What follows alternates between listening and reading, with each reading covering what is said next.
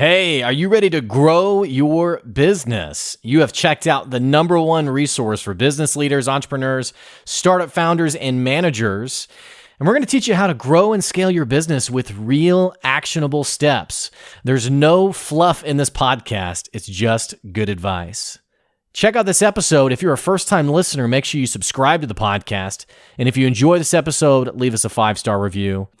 Today's episode is with Devin Scott. He's the founder of Freedom Finders. And I love this episode because we weren't just talking about your typical entrepreneurial gig. How do you start something? How do you make something happen? The secret sauce in today's episode is the magic that comes from surrounding yourself with people who are like-minded with you. If you've been wanting to go out and accomplish something meaningful, maybe that is an entrepreneurial gig, maybe that is your next big thing, you need people who can help you do it. Devin had such an incredible insight. I think you're going to find so much value in today's episode. Stay tuned. Here comes your good advice.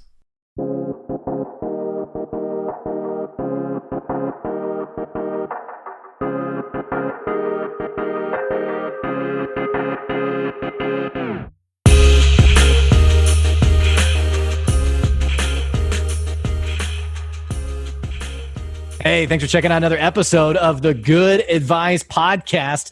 Today, I'm bringing you a guest, Devin Scott. He's the owner of Freedom Finders, or the founder of Freedom Finders, and we were already laughing about this title because this is who Devin is. We were talking about his title, and he was like, man, I'm just out here doing it with everybody. I'm teaming up with everybody. We're making it happen together. This is the kind of person who's on the podcast today. Devin, so excited to have you joining us today. How are you? I'm doing well. Thanks for having me on here. Very excited to chat a little bit. Now, it's kind of funny because people who can't see the video, you got a birdie on your shoulder, which I have to say you're probably the first guest who I feel like it's like those old Jay Leno bits or whatever Tonight Show bits where like the animal expert comes on and they have like, the snake on them or the bird or like whatever. That's kind of what I'm feeling like right now. Yeah, man, it's a love-hate relationship with the bird. So it's my fiance's bird, which she loves birds, but he's growing on me. But it's kind of funny because he runs down to my hand because it's where it's warm. So I got to put him up on my shoulder like 1,000 times a day. Yeah. So, like I said, love-hate relationship, but it's my guy. All right, now your fiance, when did you say you guys are getting married? We're still looking for that exact date with all the COVID situation, but we got engaged about a year ago. So we're really not in a huge rush. We know where we're at in life. So we're just trying to figure it out and make it best for everyone else as well. Yeah, man, what a weird situation right now with COVID. I don't know if it's going anywhere or not, but it just feels like it's like the in-laws. They're just always there, And so it's like, what is going on with this thing? I mean, it's just crazy. It's definitely weird times, different times. Everybody keeps saying when it gets back to normal. I think this is the new normal. When we talk about a lot of Zoom calls, a lot of just virtual meetings, I think that's the new normal. Like even for work, when I do for work, we're meeting people for the first time on virtual calls. And it's like, hey, very nice to meet you. And it's still all the stuff, everything that I kind of teach and practice, eye contact, smiling, all that's still there. Obviously the handshake's out, right? But everything is still there, and this is the new normal. So, get used to it, guys. Yeah, I had my first doctor televisit like 3 weeks ago, where she was on her Zoom call, she was on her camera, I was on mine, and it was interesting. I just was like, man, what a time we live in. But thank God for technology, right? So yeah, that's crazy. I haven't been that far on the technology, but that is wild. Doctor Zoom call. Yeah. So tell me a little bit about Freedom Finders. Gotcha. So Freedom Finders is basically, it's actually a very new organization, which we're actually putting everything together, make it official and make sure everybody's protected right now. But basically what happened was myself and 3 of my other friends that I grew up with since 2nd or 3rd grade, we're all getting together, and I'm a big mastermind guy. So my mastermind of about 10 of my friends, we got together. We all talked about our goals. We all talked about what do we want to do? Like, what's our end goal? And the question I asked everybody was, if you had $100 million or if money did not matter, what would you do every day? Right. So basically getting out and trying to find your purpose of what you want to do in this life and what's your overall purpose. Right. So when I asked them that, eight out of 10, or maybe 9 out of 10 people said, I want to give back to the youth. I want to be able to help the youth and give back. I want to give back to others. I want to be able to help others, figure out what they want to do in life. And I'm like, wow, like that's crazy that nobody prepped this. Nobody knew about the question. And everybody, I'm sorry, we did prep this early. So everybody knew about the question. So everybody kind of took notes on what they wanted to talk about. So it wasn't just one of those things where it's like one person said it, so everybody else said it. Oh, yeah. I'm just like, Yeah, one guy had like the answer on like, I'd watch TV all day and like, eat takeout every day. And the person before him goes and he's like, yeah, that's the one I would do, is give back. Yeah. Exactly. So it wasn't one of those things because we prepped for this. And I'm like, wow, everybody has the same goals. So from that, we kind of just kept on talking. We got into this habit of talking like with a couple of us like every day. So those other 3 guys that we formulated this Freedom Finders with, we were talking every day, and we're like, we need to go live and hold each other accountable. So all in all, we wanted to go live for a couple reasons. And when we go live, we talk about, number 1, we talk about what we're grateful for every single morning. 2, we talk about our positive affirmations, which are just I am statements, stuff that we're just speaking into existence right now. And then lastly, we talk about our actions for the day. In order to set our intentions and make sure that we're going to be held accountable for that from us. And then we're also going live on Facebook.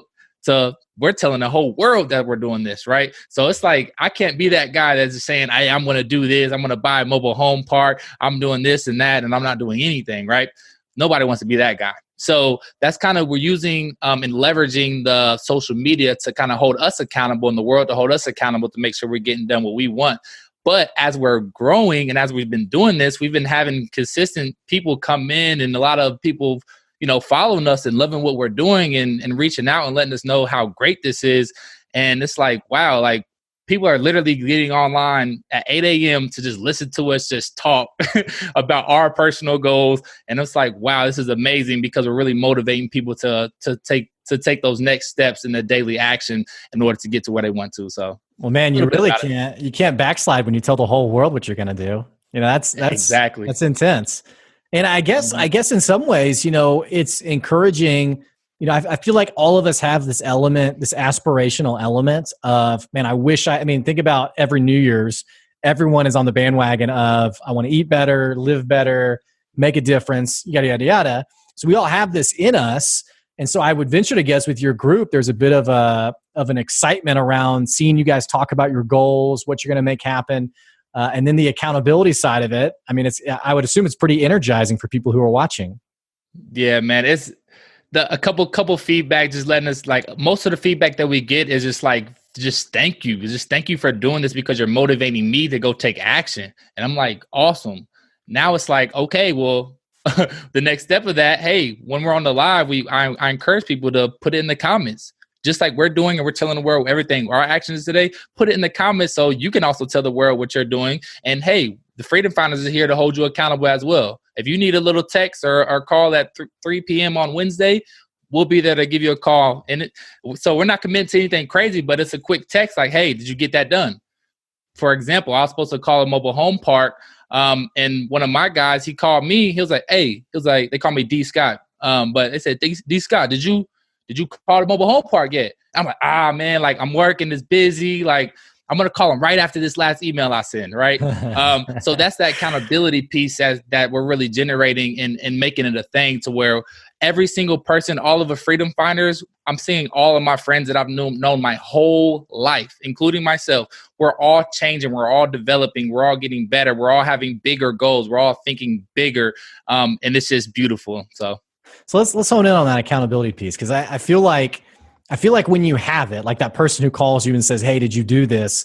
It can feel pretty, it's empowering. It's like, wow, I have this person who's really making sure that I'm doing it.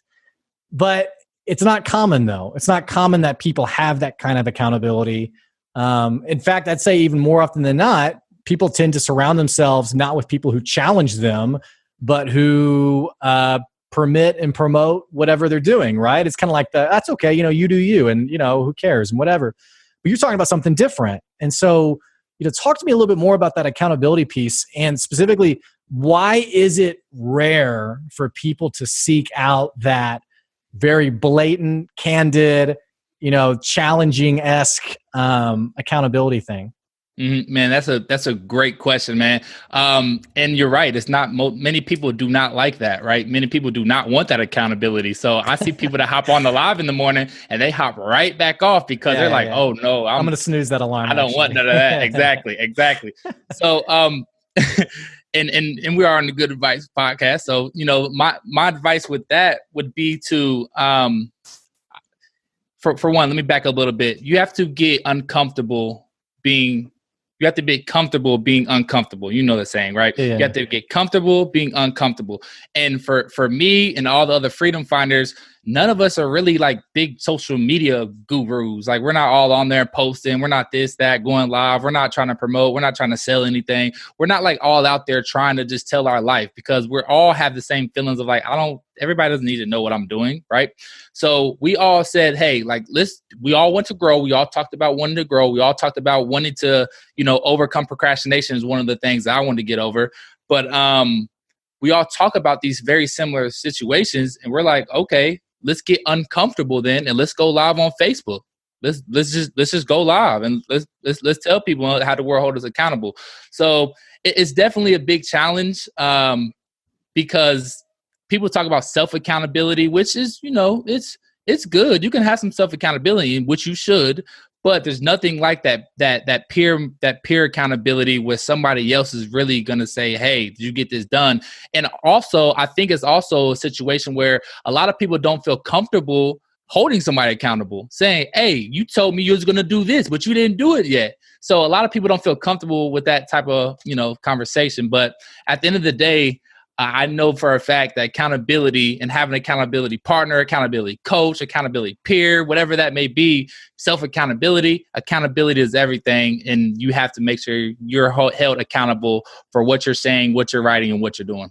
I guess in some ways it's like, your willingness, because it's like you said, it's uncomfortable and it's awkward. And especially, I guess, when it's someone when you're holding someone else accountable, I mean, you're kind of putting yourself out there because what's the old saying? Like when you point a finger, there's like three pointing back or whatever. Mm-hmm.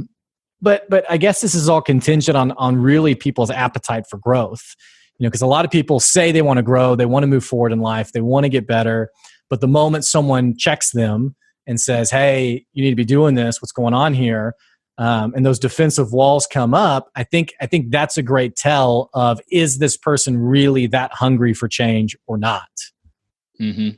That's very true. And I think a lot of this like really comes from, we all grew up on the far east side of Indianapolis, where there's not really much opportunity or growth outside of sports. So we all played football. We all got scholarships to go play places. We had people go to Virginia Tech. Me and my best friend, we went to Western Kentucky. We had somebody play at Indiana State. Like we all like kind of, we kind of hit like that. What's it called? The top. We all hit the top of basically what we knew, right? But there was really no, bless you, I think that was a sneeze. Yeah, I muted the mic. Sorry, go ahead. No worries. But I think that's where we really grew that accountability from, because we've been holding each other accountable since literally peewee in football. Like, you got the D gap. Why do you not have he scored a touchdown through the D gap, right? So we're very comfortable with each other. So that's something that really works for us because we've been together for so long. So again, if you don't have that accountability partner, find your best friend. Just, hey, man, I really need to get this done. Can you please text me at 3:00 and ask me that I get it done, just so it can remind me, right? So it doesn't have to be a huge, uncomfortable situation. But for me and my friends, we get a little uncomfortable sometimes. Yeah. So the group's called Freedom Finders. Yes, sir. Freedom from what? Like, what are you hoping people get freedom from? Yes, sir. Freedom from the rat race. Freedom from the rat race. Doing the same thing. And for those of you guys that don't know what the rat race is, I took the purple pill, the Robert Kiyosaki, Rich Dad Poor Dad, understanding the difference between assets and liabilities, from very basic stuff, which if you haven't read, highly recommend. That's the number one book I recommend everybody to read first, period, before any other book. But getting into that And I started going on a tangent. Ask me that question one more time. Freedom from what? But freedom from what? Gotcha. That poor dad, but go ahead. Yeah. So talking about that rat race, right? And we want to get free from that rat race to where we can do what we want, when we want, how we want, right? And that's kind of how it started. And now it's just really getting free from feeling like free from self-doubt, right? Being free from that self-doubt of feeling like, oh, I can't do that because, and really transforming our mindsets from a fixed mindset to a growth mindset in order to go from that, I can't do this to how can I, right? And actually activating the brain muscles to say like, how can I do this? So, and when we call it freedom finders, right? Because we're finding freedom for whatever you want to do. For me, I just love giving back and helping people. I'm building passive income in real estate, and I'm a motivational teacher. That's it. Like I'm in my dream life. That's it, and that's all I need. Because the thing is, people always want more. If your goal is to make $1 million, you made $1 million. Next year, your goal is to make $2 million. And it's like, well, I make $2 million. Now I need $5 million. It's like it's always going to be more. But actually, finding that freedom and your why and figuring out where you want to be, and actually, feeling good about where you are in the present time, the power of now and actually enjoying the now. Well, and you're talking about like the presence of mind in the moment to like think about where am I going in life? Am I part of the rat race or not? It feels like a lot of people are asleep at the wheel though. I mean, you're talking about like a presence of mind over who am I and where do I fit? And am I happy with that? I don't know if many people are actually objectively evaluating their life in that way or not. I think a lot of us are just in the grind. We are just in the rat race. And I mean, do you have any encouragement for how someone can start to, think about where they want to go and if they're happy or not? Mm-hmm. Yep. And it starts with figuring out your passion. So going back to what I did with my friends in my mastermind, I would encourage you. And the question I was asked, hey, because first off, everybody always goes to money first. Like, oh, I need a lot of money, and then I would be able to get my freedom back. Like, nice. Like, it's not always about money, right? It's not what the money. It's not about the money. It's about what the money can do for you, right? So that's a whole mindset shift. I used to think I wanted to be a millionaire. I don't need $1 million a year to live my dream life. I don't need that. Like, would it be nice to have the $70,000 Raptor? Yeah, it would be nice. But I got a XLT, F-150 XLT. It fits me perfectly, and that works for me. Like I'm happy about that. I love driving my truck. And if I could just butt in for a second, part of me makes me think about, you talked about how you guys start even before the daily affirmations, what you're grateful for, and it's almost like this is tied a little bit to the money conversation in that. If you can recognize all that you already have and what there is to be appreciative of, it sort of changes, I don't want to say changes the goalpost, but now my drive and energy isn't so much around having $1 million. Now I'm more, there's clarity there because I realize what I do have. And so now the money is less, and I'm sorry, I'm kind of like formulating this in my mind as I'm saying it, but when I realize what I have already, I'm less now energized by the stack of cash. And now I'm able to divert that energy and focus on something else. So I like that appreciative part of what you're doing, because it feels like those things are tied together a little bit. Yes, sir. 100%. And I heard the y'all. You from the Midwest? I'm from the South. Yeah. I'm from the South. Okay. From the South. Down in Arkansas. Okay. Yeah. I said that. So we're from the Midwest, and we say y'all too. But when I went to Bowling Green, Kentucky in the South, they say, what do they say? Probably they don't say, or... They do say y'all too. I'm thinking about when I went to New Jersey, they say like you guys. So I'm like, you guys. They're like, why are you saying y'all? I'm like, y'all, like, what are y'all doing? But anyway, that's beside the point. But yes, getting back to your question with the gratitude, that ties perfectly into where we're going. So that's why we always start with that. So what I always like to say is, your father. So I'm a believer in the Lord, whoever you believe in, more power to you. But I'm a believer in the Lord. And I believe that my father, the Lord, why would your father give you more if you're not grateful for what you have? Why would he give you more if you're not grateful for already what you have? Same thing with parenting. If your son's not grateful for whatever he has, his 5 tennis shoes he has, why would you go buy him another one, right? So the fact we understand that, we understand having an attitude of gratitude every single day, man, like just living in that gratitude, and like it just feels so good every single day. I don't care what happens. And I had a quick story. So my friend got fired from his job. He had fired from his job, and he called me. He was like, yo, I just want to tell you, like, I got fired from my job. But it's really crazy because, like, just from our conversation where we've been talking about being grateful and, saying our positive affirmations and, talking to the Lord more, it's like, it's weird because I'm really not mad about it. I'm not really angry about it. I'm not like upset about it. I'm honestly grateful because I asked the Lord to push me in my career. And guess what happened? He pushed me in my career and fired me and said, you know what, I'm going to close this door. And it's so crazy because at the end of the conversation, I told him, I was like, man, I'm just really grateful for the conversation. And, and you coming to me and just you coming to me with this good news. And I was like, oh, shoot. I was like, how did I just say good news? That's so crazy. We went from the start of this conversation on this call to I got fired, quote unquote, bad news, to ending the call like, wow, I'm grateful for where I'm at in life. And this was good news. This is a good news conversation. Like, that is so crazy. That's a whole mindset shift of of exactly what we're talking about with the Freedom Finders and how we're developing our mindsets into more of that growth mindset. Well, I mean, and it's pretty wild to think about where this takes you in terms of like personal growth and development, because it almost like removes the option of being the victim. Like you get fired, and so now and it's not necessarily unjust. I mean, you have every right now to be, in your bed for the next week and frustrated and pissed off and what have you, and ego blowed and like, how dare they, all these different things. But literally, your buddy went from I'm fired to wow, think of the opportunities I have. I mean, that's a whole different trajectory for someone.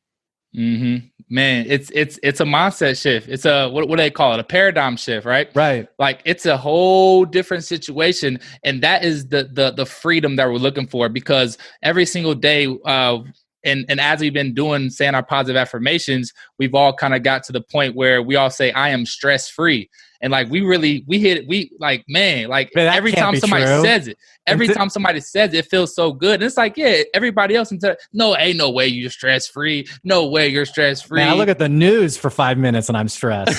I mean, goodness, everything going on in our country right now. I mean, that right there, mm-hmm. I'm already just amazed by, because it sounds like you guys have found an answer that people need. Exactly. And again, it's going back to the mindset, right? So when we talk about Freedom Finders, that's kind of what we're teaching. We're teaching to again, going from that growth or broke mindset to that growth mindset in order to understand that, like, it's okay. Like, that door may have closed, but when a door closes, 2 or 3 more are going to open for me, right? All day, every day. And that's just how the cookie crumbles. Man, I've told this story before on my podcast, but I want to share it with you.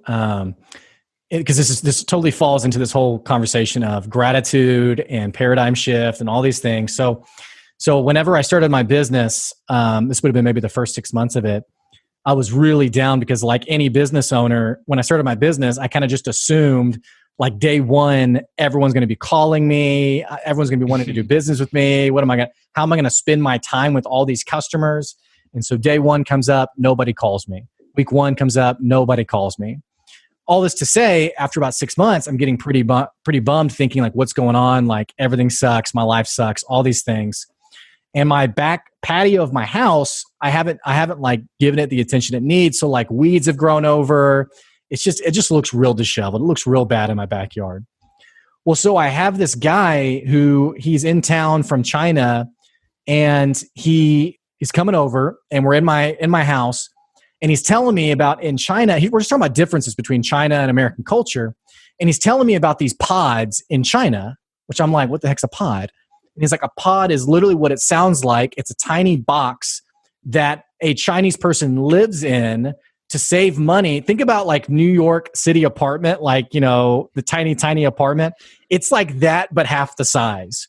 And so they have these pods, and it's like you have like a dorm room bed in it. And you have like your TV mounted, like the tiny TV mounted on one end. And you have like, these tiny shelves with, some pots and like bowls and stuff. But to save money, these people will live in these pods, and then they'll get up, they'll go to work, and they have all their clothes like under the bed, all this stuff. It's kind of like tiny house on steroids.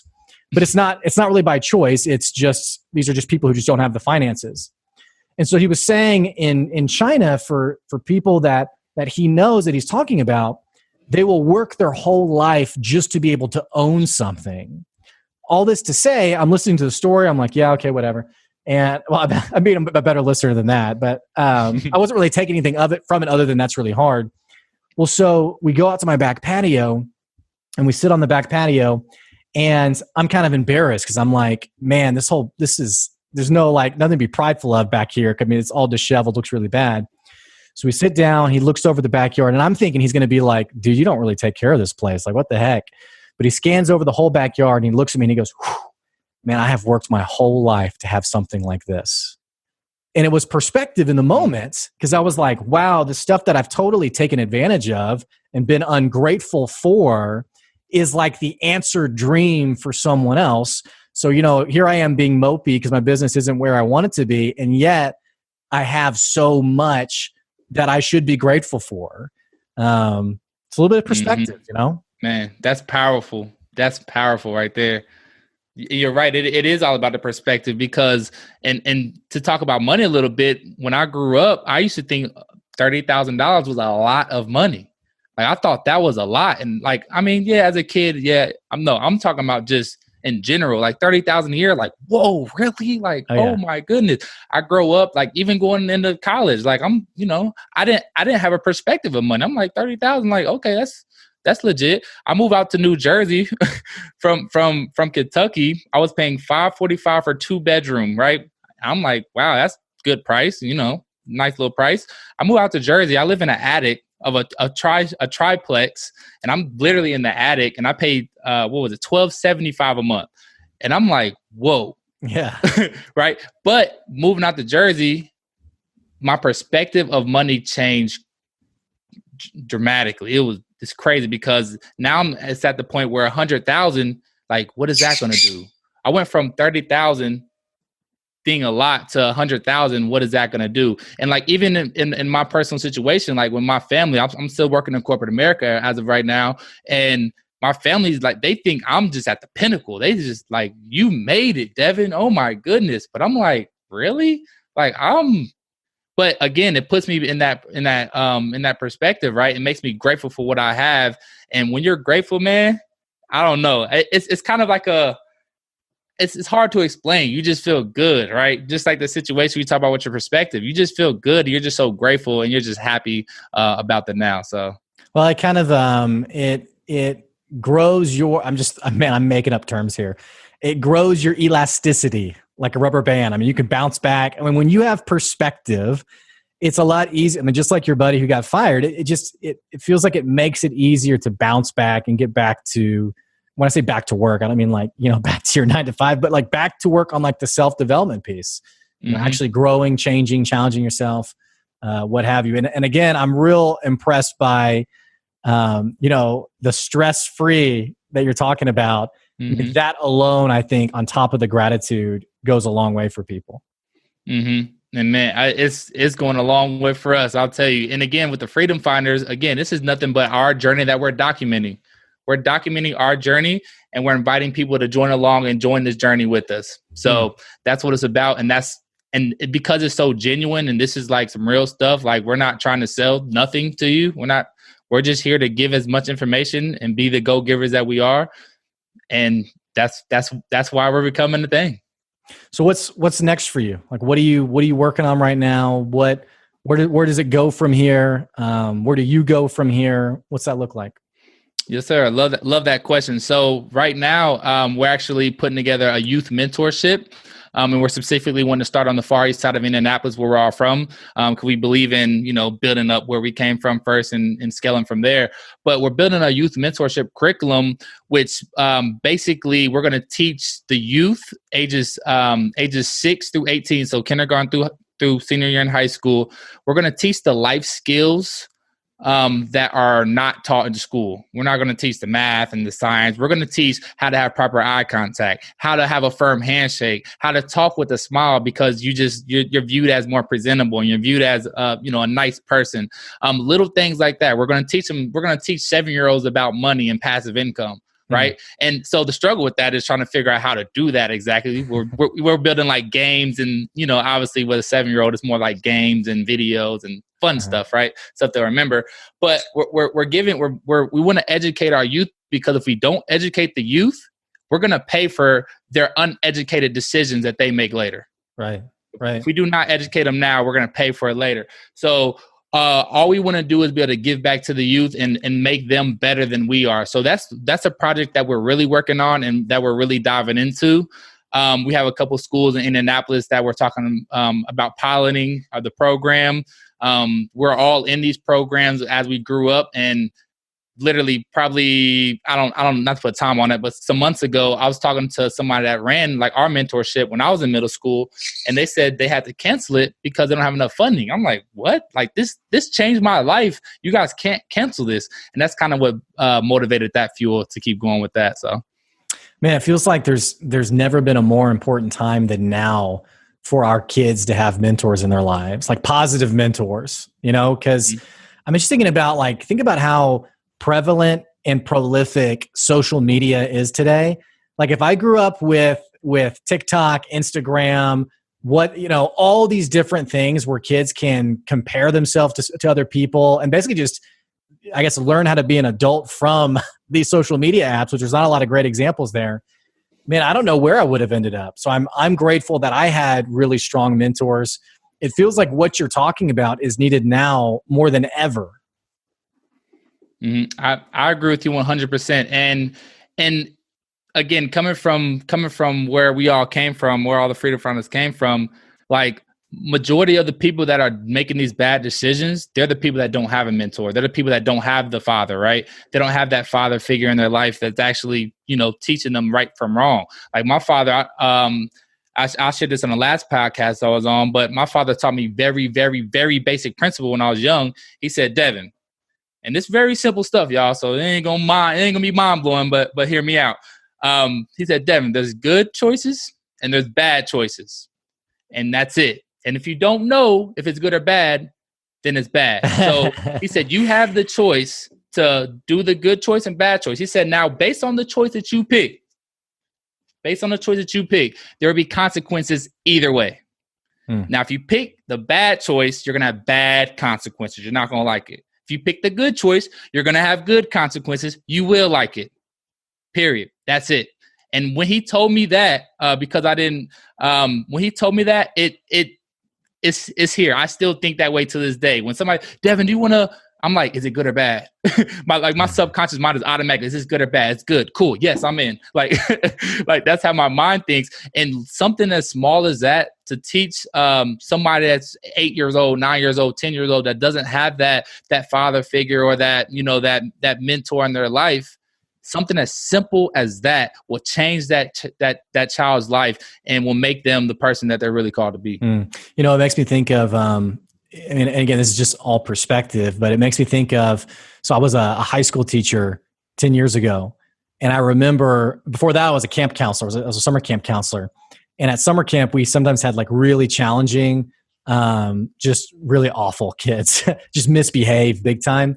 But I remember I had an awesome mentor who was like, anytime you see a kid who seems malicious, rotten, whatever word you would use, there's always a reason they're acting that way.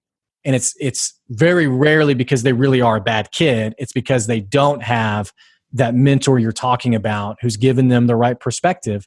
And then going back to being a teacher, we had a really big gang problem I was in Houston. And I remember we had the guy he was from the city's gang task force. And literally the number one thing he said was the reason they're in a gang is not because they're bad kids. It's because they don't have that sense of belonging anywhere else. They don't have people who are giving them direction in their life. So I think what you're talking about is so spot on. It's something that it is so essential. And when we don't have it, it's like you said, we as a society, we pay for those consequences down the road. Mm-hmm. It's a powerful situation. And you're right. These times has really opened that for me and my friends, just because we have a little more time and understanding that. But man, you hit it right on the head, man. I'm kind of speechless because it's just like every time I think about it, it's just like, wow, like this is it. Like when I think about what I want to do and all the dreams I have and this and that, like this is literally the dream I've been visualizing my whole life. And it's so crazy that I'm working on it right now at 27 years old. And we're going to literally be in schools within the next year. And we already have so many connections that we're like, whenever it's ready, like, hey, bring it into the school. And we're like, really? Like, they're like, yeah, I love it. I'm like, we haven't even put it together yet. Like, no, I love it. I'm like, okay, like we'll bring it to you. So, but yeah, man, it's a powerful thing, and I'm very proud of what we're doing and my friends are doing, and giving back, man. Because at the end of the day, if we do not, like I said earlier, if we don't protect our youth and educate our youth, we're going to pay for it later. So, wow, powerful stuff, Devin. Tell me, how can the audience, how can they follow up with you if they want to reach out to you, if they want to learn more about the organization? What are some steps they can do to stay engaged? Yep. Very simple step. I'm a man of simplicity. You can simply follow us on our Facebook page, Freedom Finders 317. So you can go to facebook.com/Freedom Finders 317, or you can simply just get on Facebook and look up the Freedom Finders and you'll see us there. So we go live every single day, Monday through Friday at 8 a.m. And then Saturday and Sunday at 10 a.m. So on Saturdays, it's more of like an interview podcast, more guests, more of a show, versus the other days are kind of just us, hanging out, and we're talking about our number one, what we're grateful for, our positive affirmations, and then what our actions are for the day. So again, Freedom Finders 317, or just simply look up Freedom Finders on Facebook and you will see it. Cool. Devin, thanks for joining today. Yes, sir. I appreciate you having me. It was fun. So thank you. Yeah. Hey, for the listeners, I will put that Facebook link. It's facebook.com/Freedom Finders. I don't know why it's so hard to say Freedom Finders. Freedom Finders 317. I will put that link down in the episode description below. And hey, if you're a first-time listener, what the heck you waiting on? Click that subscribe button so you can keep getting good advice straight to wherever you are, whether you're listening in your car, in your home, at work, wherever you are, we're going to bring you some more good advice. And of course, if you enjoyed this episode, which of course you did, Devin's awesome, be sure to leave us a 5-star review. Hey, thanks for the support. We'll catch you later. See ya.